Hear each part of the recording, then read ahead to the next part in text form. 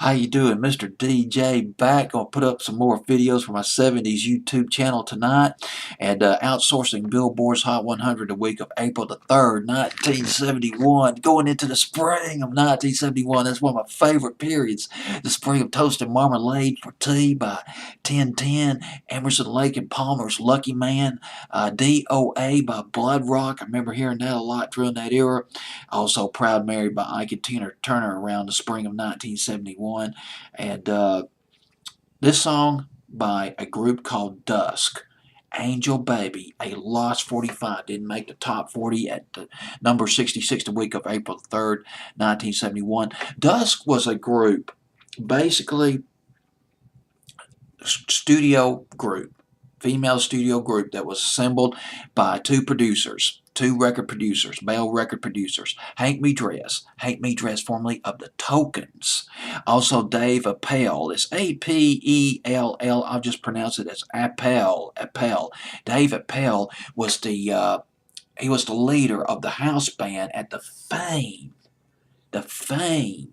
legendary Cameo Parkway Records back in the late 50s and early 70s, early 60s rather. He backed up musically people who were the flagship members, the flagship singers and groups on the Cameo Parkway label, such as Chubby Checker, the Dovells, also Bobby Rodell, and basically Appel and Hank Medris, they were producing hit records for Tony Orlando and Don, including Knock Three Times and Tie a Yellow Ribbon Around the Old Oak Tree. According to some sources, the songs that Dusk did or picked up were rejected by Tony Orlando and Don. It was like they just got the scraps.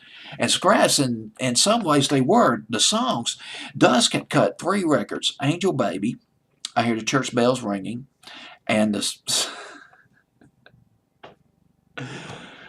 very tongue-in-cheek suggestive record called Treat Me Like a Good Piece of Candy.